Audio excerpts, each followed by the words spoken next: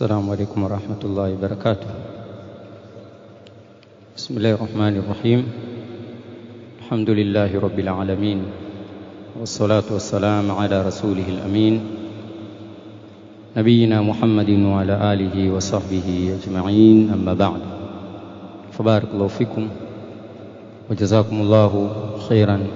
Ndugu Islam na ndugu zangu katika talabatil ilm, ikiwa leo tupo tarehe 24 ya mwezi wa Shawwal, mwezi wa 10 katika kalenda tukufu ya Kiislamu, mwaka 1447 Hijiria, sawia na tarehe 12 mwezi wa 4 mwaka 2026 Miladia.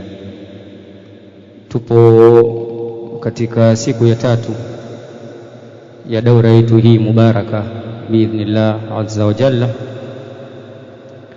daura ya kuwakaribisha na kuwapokea wanafunzi wageni na wanafunzi wapya katika markazi yetu hii, markaz al-Imam Ash-Shafi'i rahimahullah, na pia kuwakaribisha wanafunzi wa kitambo waliotangulia baada ya likizo ndefu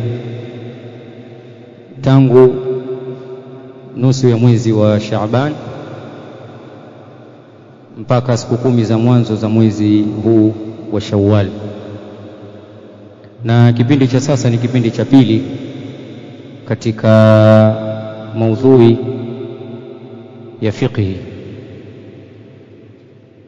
katika dini yetu hii ya Kiislamu. Ndugu Islam na wanafunzi, Mtume sallallahu alaihi wasallam yasema kuwa man yuridillahu bihi khairan yufaqihuhu fi din, kwa yeyote ambaye kwamba Allah subhanahu wa ta'ala amemkusudia khairi na kumtakia khairi, anamfahamisha katika dini. Ukiangalia hadithi hii, Mtume sallallahu alaihi wasallam amejalia alama ya khairi kwa mja ni kuifahamu dini. Allah akamjalia tawfiq, Allah akampatia hidayah, akawa na bidii katika jambo la ilmu, akaitafuta ilmu, akaifahamu na akaifanyia kazi. Hii ni alama ya khairi kwake yeye. Na kinyume chake, mtu kutoifahamu dini wala kutokuwa na fiqhi katika dini wala kutokuwa na bidii na pupa ya kujifunza dini ya Allah subhanahu wa ta'ala ni alama ya shari kwake yeye. Al-Hakami rahimahullah asema, wa ba'du man yuridillahu al-'azim bihi khairan yufaqihuhu fi dinihi al-qiyam, wa hatha rabbi wa hadda al-mu'minina ala tafaqquhi ad-din ma inzari qaumihim, wa amtanna rabbi ala kulli al-'ibadi wa kulli ar-rusuli bil-'ilmi fadhkur akbar an-ni'ami. Wa ba'du man yuridillahu al-'azim bihi khairan yufaqihuhu fi dinihi al-qiyam. Kwa hivyo yule ambaye kwamba Allah yumtakia khairi anamfahamisha katika dini. Na dini utaifahamu vipi? Mtume asema innamal ilmu bitaallum, ni kujifunza. Kadhalika pia mmoja asema ta'allam fa innal ilma azyanu bil fata min al hullati al hasna'i 'inda at-takallumi, wala khaira fi man raha laysa bi'alimin basirin bima yati wala mutaallimi. Na pia mwingine asema تفقه فإن الفقه أعظم قائد إلى البر والتقوى وأعدل قاصد، وكن مستفيدا كل يوم زيادة من العلم واسبح في بحور الفوائد، وإن فقيها واحدا متورعا أشد على الشيطان من 1000 عابد. Kwa hivyo haya tumeyataja maneno haya na baadhi ya biati hizi zaelekeza na kule kuonesha umuhimu wa fiqhi katika dini ya Allah subhanahu wa ta'ala. Umar ibn al-Khattab asema tafaqahu qabla an tusawwadu, someni vijana kabla mjakuwa mabwana, hamjakuwa wazee, hamjakuwa watu wazima. Someni, tafuteni elimu ilhali ya kuwa ni wachanga na bado ni wadogo kama umri tuliopo nao. Maudhui ni maudhui ya tahara, sifatu ghusli aljanaba, sifa ya josho la janaba. Jinsi gani mtume wetu ambaye kwamba ndiye kudwa, kiongozi wetu, laqad kana lakum fi rasulillah uswatun hasana. Jinsi gani mtume alikuwa akioga josho la janaba, jinsi gani mtume aliwafundisha masahaba wake na kuwafundisha umma wake kwa ujumla jinsi ya kuoga josho la janaba. Kwa hivyo maudhui ni maudhui gani? Maudhui ya tahara, usafi. Dini yetu ya Kiislamu ni dini ya usafi, dini ya tahara. Na tahara ni sehemu katika nini? Katika imani, nisfu ya imani, kama alivyoelezea Mtume sallallahu alaihi wasallam katika hadithi. Kwa hivyo ni mambo muhimu sana. Mtu anaweza kuona kuwa mambo madogo madogo, mambo ya kawaida, lakini ni mambo muhimu, na wengi katika Uislamu hawayatambui mambo haya. Mmoja katika fuqaha aliulizwa kuhusiana na mlango huu wa tahara. Nadhani kitabu chochote cha fiqh ukikifungua, mlango wa kwanza huo ni mlango gani? Kitabu chochote, mfano kichukua Bulughul Maram, kitabu chochote katika vitabu vya fiqh, chukua Manhajus Salikin na vitabu vingine vya fiqh, ukifungua mlango wa kwanza huo ni mlango gani? Babish. Naam. Hamjui? Bab at-tahara, bab at-tahara au kitab at-tahara. Tumeelewana? Asa uliulizwa mmoja katika fuqaha, limadha ju'ila bab al-jihad fi akhiri kutubi al-fiqh? Kwa nini mlango wa jihad katika vitabu vya fiqh huwa ni katika yale milango ya mwisho mwisho, si ndio hivyo? Mlango wa kwanza tumesema tahara ukifungua katika vitabu vya fiqh, na ukiangalia milango ya mwisho mwisho utapata ni al-jihad, imara, milango kama hayo, milango yenye kufungamana na jihad, uongozi. Akaulizwa kwa nini yani jambo liko hivi, akasema huyu mwanachuoni na faqihi huyu, likay la yatakallam fil jihadi man la yuhsinu at-tahara. Mlango wa jihad mara nyingi utapata ni milango ya mwisho mwisho katika vitabu vya fiqh, na mlango wa kwanza ni mlango wa nini? Tahara, udhu, ghusl janaba, tayammum na maelezo kama haya. Kwa nini? Akasema ili asiongee katika jambo la jihadi yule ambaye kwamba hajui kujitaharisha. Yaani mtu hajui kutawadha, hajui kuswali, hajui kufunga, hajui kuoga janaba, lakini mstari wa mbele katika mlango wa jihadi anza kuongea. Sasa kwa nini jambo limekuwa hivi? Ili asiongee mtu kama huyu ambaye kwamba hajui kujitaharisha akaongea katika jambo kubwa, jambo ambalo kwamba lafungamana na roho za watu na damu za Uislamu, mlango wa jihadi, kama anaofanya makhawariji. Na Mtume amelielezea hili katika hadithi ya Ruwaybidha kuwa katika zama za mwisho wayamtiqu fiha ar-Ruwaybidha, ataongea Ruwaybidha. Ruwaybidha Mtume akaulizwa nani? Akasema ni ar-rajulu as-safih, ama ni imru'un tafi, yani mtu mpumbavu, mtu mjinga. Yatakallamu fi amri al-amma, aongea katika jambo ambalo kwamba la wahusu umma, jambo lenye kufungamana na damu. Kwa hivyo ni mlango muhimu sana. Ina maana kabla ya jihad na milango mingine yenye kufungamana na vita na uongozi, mwanzo jua haya. Mtu anapojifundisha kuogelea yuanza vipi? Enda kwa mawimbi makubwa kule, yuanza vipi? Yuanza vipi mtu kujifundisha kuogelea? Pale maji ya mguuni pale, si ndio? Alafu yoenda polepole mpaka afika katika yale maji makuu. Asa unaji mtu ajifundisha kuogelea anza maji makuu katikati pale, sasa tapiga maglasi huo, tafariki. Asa ndio yule mwenye kuliingilia jambo la jihadi hali ya kuwa Qur'ani hajui kusoma, hajui kuswali, hajui kufunga, hajui kujitaharisha, hajui kutawadha, kama wanaofanya nani? Makhawarij. Ndio maana Mtume akiwasifia makhawarij asema ni sufahau ahlamin hudathau asnani walil khawarij ayatun mubayyanatun minha al-khuruj ala al-wali wa in adala wa mithluha al-qatl wa at-takfir muntahajan tuba liman qataluhu walladhi qatala hudathau sinnin wa fi ahlamihim safahun waqiluhum ahsanul aqwali muntahala. Tukiingia moja kwa moja katika maudhui sifatu ghusli an-nabii sallallahu alayhi wasallam, sifa ya josho la janaba la Mtume sallallahu alaihi wasallam. Mtume alikuwa akioga vipi? Kadhalika wa dhikru mujibati alghusli wa anwa'ihi wa ba'dhi ahkamihi, na pia kuvitaja vile vyenye kuwajibisha ghusl, yale mambo ambayo kwamba yanapompata mtu itawajibika kwake yeye kufanyaje, kuoga josho hilo, sampuli zake na baadhi ya ahkamu zake. Taib, kabla tujasonga mbele, kaida ya kwanza katika mlango huu, wanachuoni wasema kuwa sifatul ghusli tawqifiyya.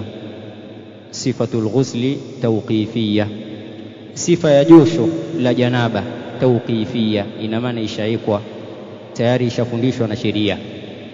Kwa hivyo sheria ishatuelekeza na kutufundisha jinsi gani Muislamu anapokuwa na janaba afaa aoge, afaa kukoga. Sifatul ghusli tawqifiyya.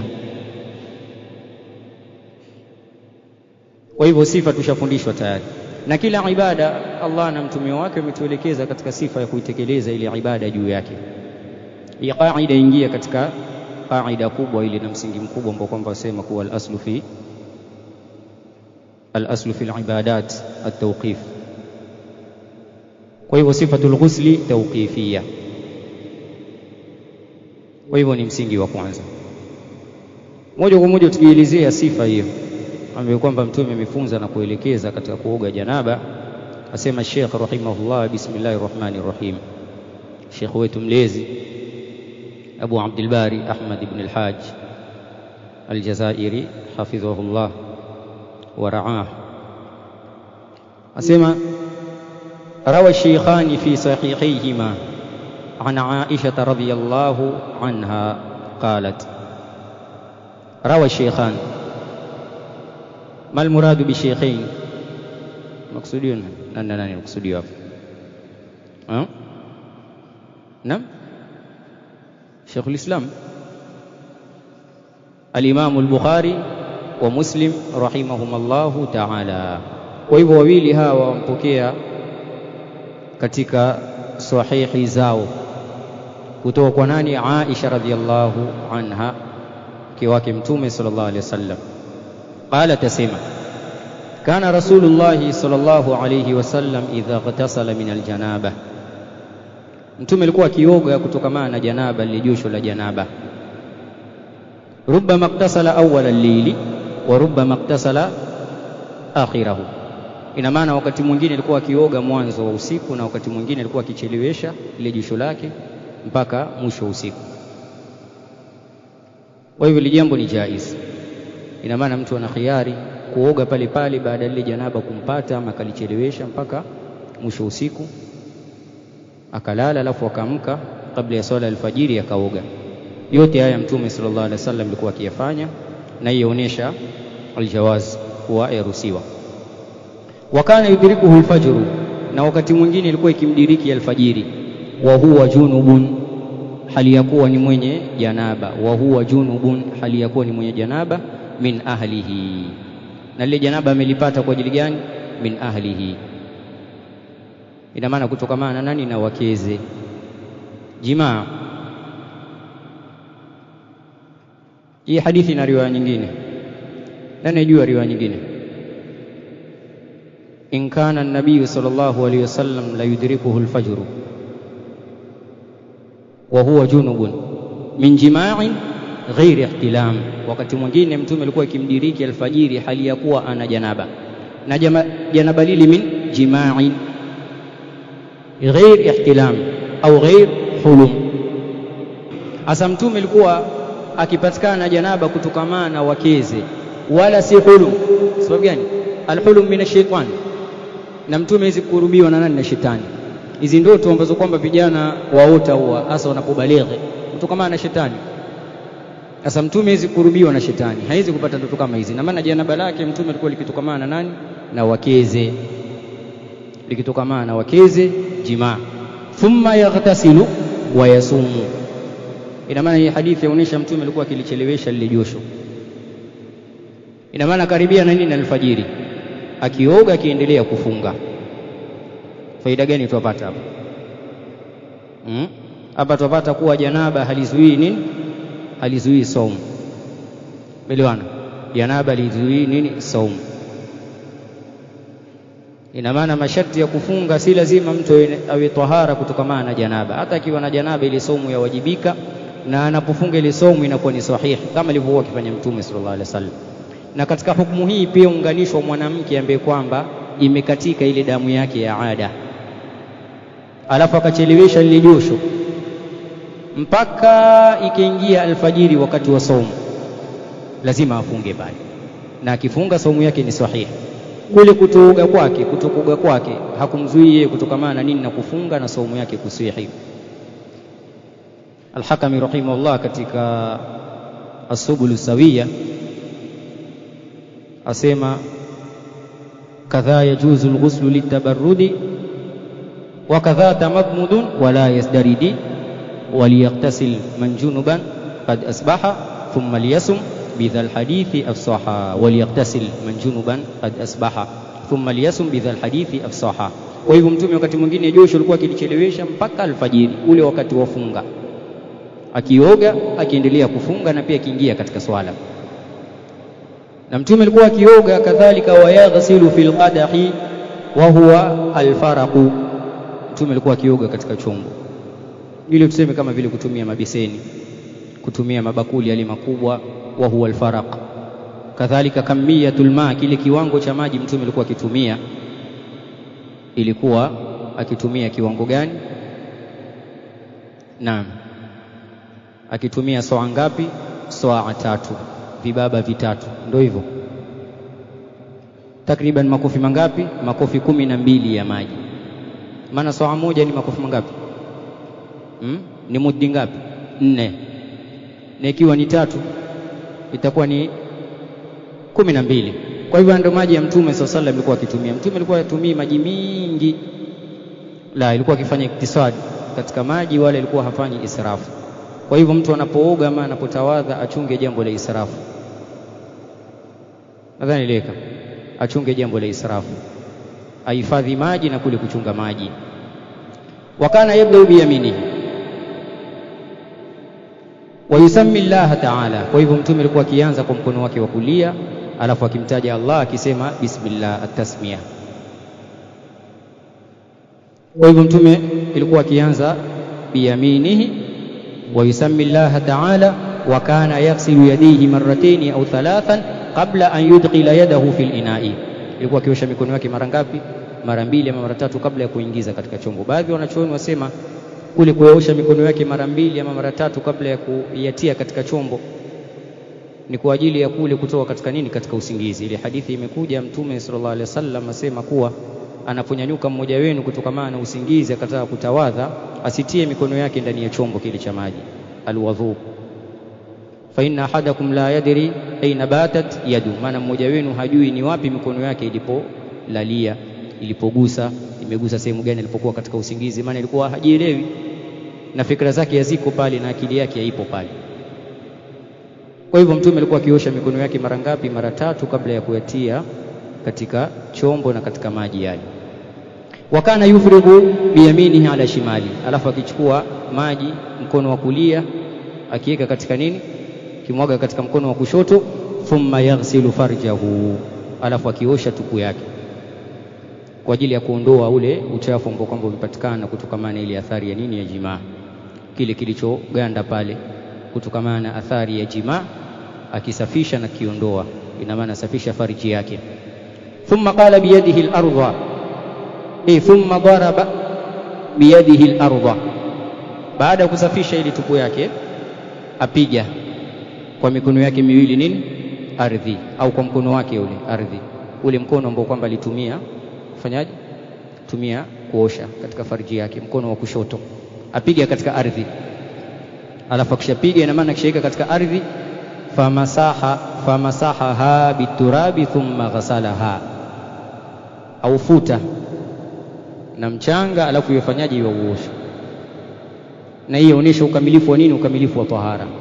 Wanachuoni wasema ili mtu aweze kutumia sabuni, maana malengo kule kuweka mkono wake katika ardhi na kuanza kuusugua na kufuta ardhi, malengo ni kusafisha ule mkono wake, na ili ile tahara katika mkono wake itimie. Kwa hivyo kuna kile ambacho kwamba chaweza kutumika kando na nini? Kando na mchanga. Kama ile utapata vyoo vimejengewa vina tiles chini, hamna mchanga. Ama kama ni ukuta kama ule pakwa rangi, hauna mchanga wala hauna vumbi. Sasa katika hali kama ile aruhusiwa kutumia sabuni. Thumma ghasalaha, alafu anauosha mkono wake.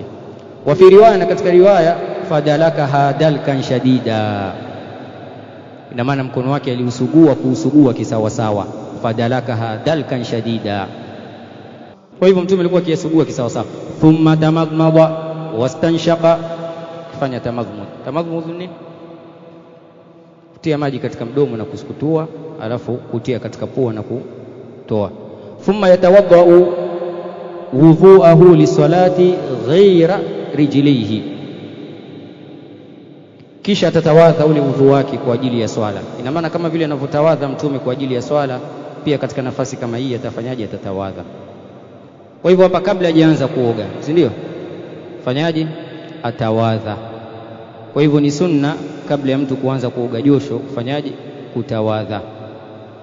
Na hili josho ambalo kwamba tulielezea hapa, maana majosho yamegawanyika mara mbili. Yani josho la janaba, kule kukoga kwa ajili ya janaba, kumegawanyika mara ngapi? Mara mbili.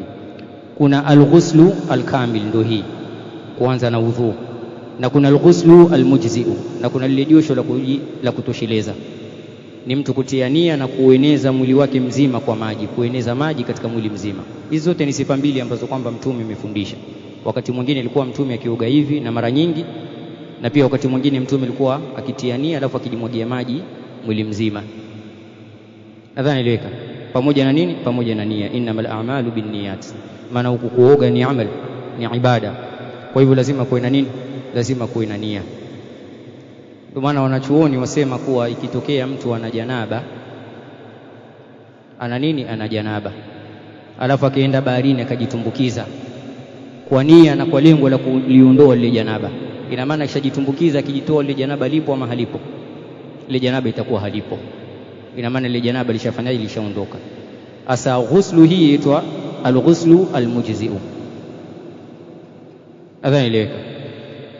Lakini ikitokea ana janaba, ameenda zake mazoezi baharini pale Mkomani asubuhi, akaenda akajitumbukiza moja kwa moja kwa lengo la nini? Kwa malengo ya kuogelea, pasipo na kunuia kuliondoa lile janaba. Janaba lake litakuwepo ama itakuwa limeondoka? Lipo ama limeondoka? Lipo. Kwa nini bado lipo? Sababu nia, hakunuia yeye kufanyaje? Kuliondoa janaba. Ama labda na janaba ankusa sabuni, atoke enda zake dukani kwenda kununua sabuni. Alipofika katikati ya njia, mvua imeanza kunyesha. Mvua ikamnyeshea mwili mzima kuanzia juu mpaka chini katika unyayo, kuanzia juu mpaka chini katika nini? Katika unyayo wake. Ameoga huyu, si ndio? Na maji ya mvua, lakini hakutia nia, sio? Mtumeelewana? Kwa hivyo janaba lake liko pale pale. Sababu gani? Amekusania innamal a'malu binniyat. Twenda pamoja mpaka hapo? Naam. Kwa hivyo mtume alikuwa akitawadha ule udhu wa swala, lakini akifika katika miguu ayaacha miguu. Akifika katika miguu, yale miguu yafanyaje? Yaacha, atakuja kuyaosha baadaye. Kwa hivyo ni moja katika zile sifa za nini? Za kuoga josho la janaba. Unapofika katika miguu, yale miguu yaacha, alafu utakuja kuyaosha unapomaliza. Na kuna sifa nyingine ya pili, ni kutawadha mpaka miguu yako yaosha. Kutawadha mpaka nini? Mpaka kuyaosha yale miguu yako kabisa kabisa, wafanyaje? Wamaliza. Kwa hivyo wakati mwingine mtume alikuwa akiosha miguu yake mwisho baada ya kumaliza kuoga, na wakati mwingine alikuwa akiosha pale pale mwanzo anapoanza kutawadha. Nadhani ileweka. Naam. Hatta idha balagha ra'sahu lam yamsah. Kwa hivyo mtume akitawadha ule udhu kwa ajili ya swala, ule udhu wa swala ule katika josho lake la janaba, anapofika katika kichwa hafuti kichwa. Tumeelezewa hapa jana kuwa sunna katika kichwa mkufanyaje? Wamsahu biruusikum. Na hii ni kaida katika kila ambacho kwamba chafutwa katika sheria. Ufutwa mara ngapi? Mara moja. Wanasema kuwa la takrar fil mamsuhati au almamsuhu marra, kila kinachofutwa katika sheria hufutwa mara ngapi? Mara moja, ila bidalili. Lakini sasa katika udhu huu wa janaba, Mtume alikuwa akifua katika kichwa, alikuwa hafuti mara moja, ilikuwa hafuti kabisa. Yafanyaje? Thumma ya'khudhu al-ma'a fayudkhilu asabi'ahu fi usuli sha'ri fayukhallilu bihi usula sha'rihi. Akifika katika kichwa akichukua maji, alafu akitia vidole vyake katika asli ya nywele zake, katika ngozi huko.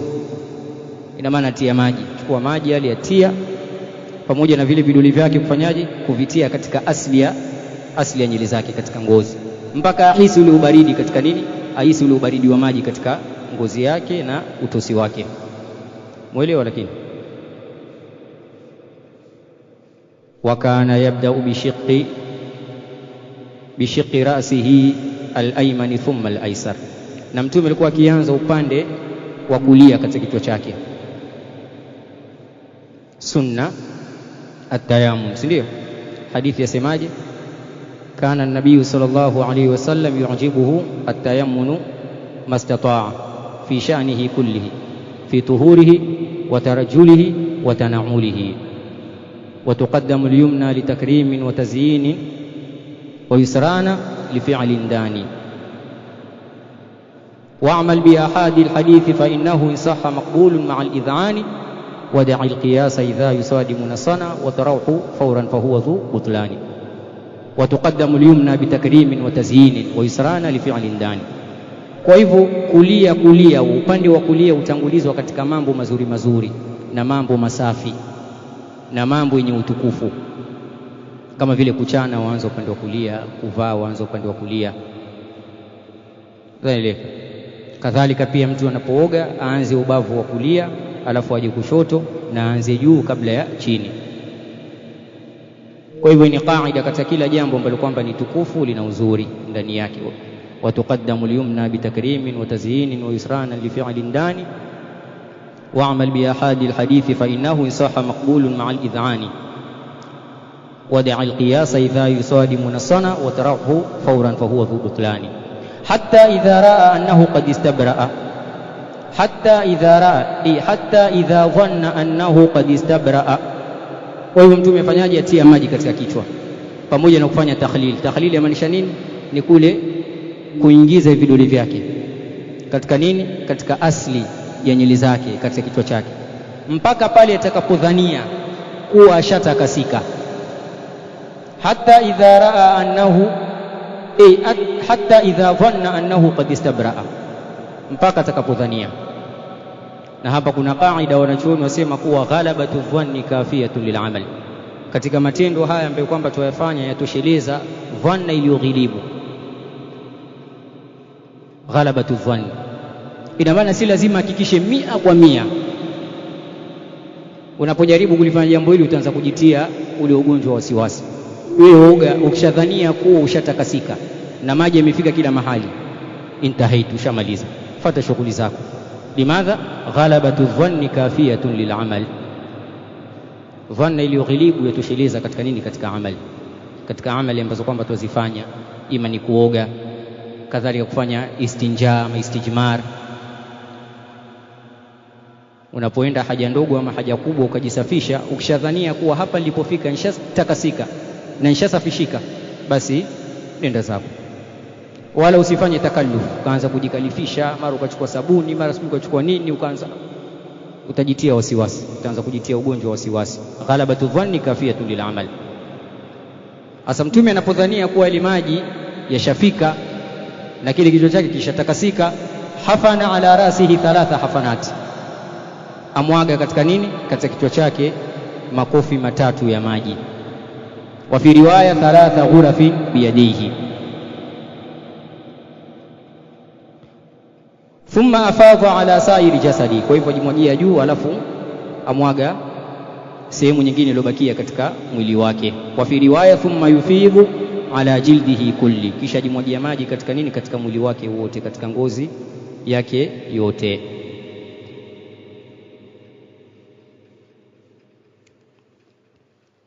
Qala Sheikh hafidhahullah, wa yakfi almar'ata, yamtosheleza mwanamke ikiwa yuoga josho,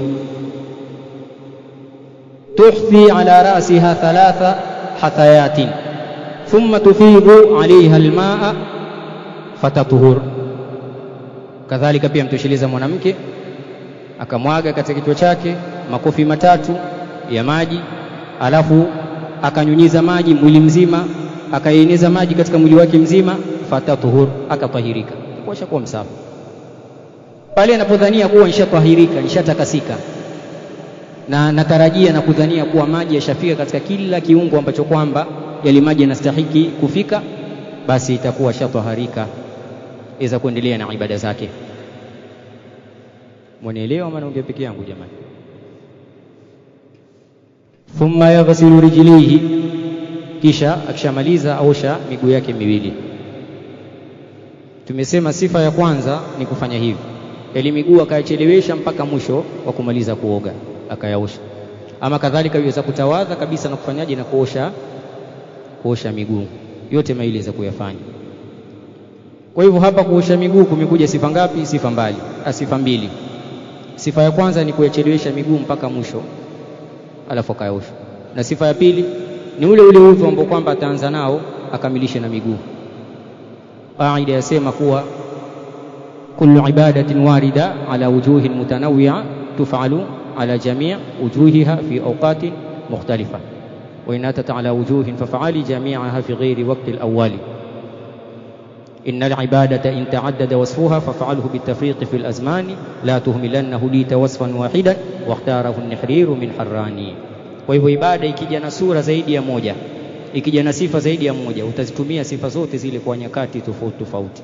Kwa hivyo sifa katika miguu, uweza kuanza kutawadha kabisa ukamaliza na miguu.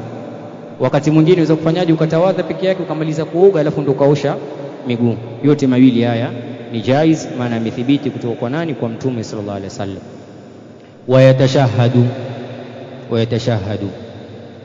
Wayatashahadu yafanyaje? Ashhadu an la ilaha illa Allah wa ashhadu anna Muhammadan abduhu wa rasuluhu Allahumma ja'alni min at-tawwabin. Naam. Wa kana la yatawadda ba'da al-ghusl min al-janaba, na Mtume alikuwa atawadhi baada ya kumaliza kuoga janaba. Nani za kutajia sababu kwa nini Mtume alikuwa atawadhi baada ya kumaliza kuoga? Tumesema kuoga mara ngapi? Mara mbili. Kuna kule kutawadha mwanzo. Kwa hivyo sunna Mtume alikuwa kitawadha mwanzo, kwa hivyo akimaliza hatawadhi. Baib, je, vipi ikiwa ataoga al-ghuslu al-mujzi'u? Al-ghuslu al-mujzi tumesema ni lipi? Ad-durumi. Ni mtu kutiania alafu kujienezea maji mwili mzima, hajatawadha hapo. Je, yapendekezwa kwa yeye kutawadha sababu hakutawadha mwanzo? Mtume alikuwa atawadhi, ima ni ghuslu al-kamil ama ni al-mujzi, alikuwa hatawadhi baada ya hapo. Sababu aljanaba ni alhadathu al-akbar. Ikiwa hadathi kubwa ishaondoka, je ndogo itabaki? La faidata lilwudhu'i idha zala alhadathu al-akbar falhadathu al-asghar min babi aula. Ikiwa hadathi kubwa ishaondoka, je ndogo itabakia? Kwa hivyo hamna sunna kutawadha baada ya kuoga. Ima utawadhi mwanzo alafu ujimwagie maji mwili mzima uoge, ama kama utafanya al-mujzi'u, al-ghuslu al-mujzi'u, lile janaba linapoondoka ambalo kwamba ni hadathi kubwa, basi hadathi ndogo mimbabi aula haiwezi kubakia katika hali kama ile. Mwanielewa? Ndio maana Mtume alikuwa hatawadhi baada ya hapo. Kwa hivyo hamna faida kutawadha. Alafu kadhalika sunna kutawadha ni mwanzo. Unapochelewesha mpaka mwisho itakuwa ni sunnatun fata mahalluha, ni sunna ambayo kwamba ishapita sehemu yake, wala huwezi kuirudia tena. Sababu gani? Sehemu yake ni kabla ya nini? Kabla kuanza kujimwagia maji mwili mzima. Wanaelewa? Thumma yunashifu jasada, alafu alikuwa akimaliza ilikuwa akikausha mwili wake. Wa kana lahu khirqatun yatanashafu biha ba'da alwudhu'i, na Mtume alikuwa na kitambara maalum ambacho kwamba alikuwa akijikaushia maji baada ya kutawadha. Taratan mtume alikuwa akitumia kitambara, na wakati mwingine kama ilivyokuja katika baadhi ya ahadithi kutoka kwa wake zake, mmoja katika wakezi baada ya mtume kuoga ama kutawadha alimletea kitambara, mtume akasema ana haja, akabakisha vile vile yale maji, akabakisha yale maji vile yalivyokuwa. Maana pia yale maji kubakia kuna ajiri, na yale maji yakidondoka yanadondoka na nini? Yadondoka na madhambi. Na hapa kuna kaida wanachuoni wasema kuwa kullu ma kana nashian ala ta'a fayustahabbu ibqa'uhu, jambo lolote ambalo kwamba limetokamana na ibada, ni athari ya ibada, fayustahabbu ibqa'uhu, yapendekezwa lile jambo uliwache. Maana ile athari kile unapoiacha wapata ajiri. Tumeelewana? Ndio maana shahidi kama atakapokuja kuelezea wazikwa vile vile na madamu yake, si ndio? Ile athari ile ibada ya jihadi yabakia pale pale. Muhrim kadhalika pia vile vile, wala hatowekwa yale manukato. Nadhani leka. Kwa hivyo kullu ma kana nashian min at-ta'a au ala ta'a min at-ta'a fayustahabbu ibqa'uhu. Kwa hivyo yapendekezwa kuyabakisha yale maji, ukayaacha yakadondoka yenyewe. Kila yanapodondoka dondoka na nini? Yadondoka na madhambi. Lakini wakati mwingine ukiyafuta yale maji basi hamna neno. Maana kuna wengine huwa hawawezi kustahimili yale maji yakibakia, labda za kuwasikia kuwashwashwa na kutekerenywa yale maji yakibakia. Kwa hivyo si vibaya akachukua kitambara akayakausha yale maji kama alivyokuwa akifanya mtume wakati mwingine. Kwa hivyo hivi ndio mtume alivyokuwa akioga. Nadhani imeleka. Kwa hivyo si kitu kigumu hivyo mtu kujua jinsi gani mtume alivyokuwa akioga josho la janaba. Tumesema al-ghuslu ghuslani, si ndio? Josho lipo mara ngapi? Mara mbili. Sampuli ya kwanza ni al-ghuslu kamil, ndio hii tumeelezea, kuanza na kutawadha mpaka mwisho. Na sampuli ya pili tumesema ni al-ghuslu al-mujzi'u, ni lile josho la kufanyaje, la kutosheleza. Si kwa utaratibu huu. Utaratibu gani? Watia nia, na nia sehemu yake ni wapi? Nia sehemu yake ni moyoni. Si tutie nia uanze na waitu na waitu, la, huu ni uzushi huu. Amma mahalluha fa qalbun nawi fi ghairi mawdhi'in bila munawi, kama anavyosema al-Imam Abu Bakr al-Ahda al-Shafi'i rahimahullah katika al-Qawaid al-Fiqhiyya. Amma mahalluha fa qalbu an-nawi fi ghairi mawdhi'in bila munawi, wal qasdu 'inda muhaqqiqina tabi'un lil-'ilmi fahdhar nutqahu bilisani. Kwa hivyo nia tatia moyoni, ule kujua kuwa utaenda kuoga na kuazimia, basi ushatia nia. Man alima faqad nawa. Limadha? an-niyya tatba'u al-ilma, nia inafata elimu. Ule kujua kuwa baadaye utaenda kufanya jambo fulani, nina janaba sasa, lakini sasa hivi nitaenda zangu kuoga, si ndio? Nia ile itakuwa shaika. Kwa hivyo ina haja na waitu na waitu na waitu, utaanza kufungua mlango wa wasiwasi.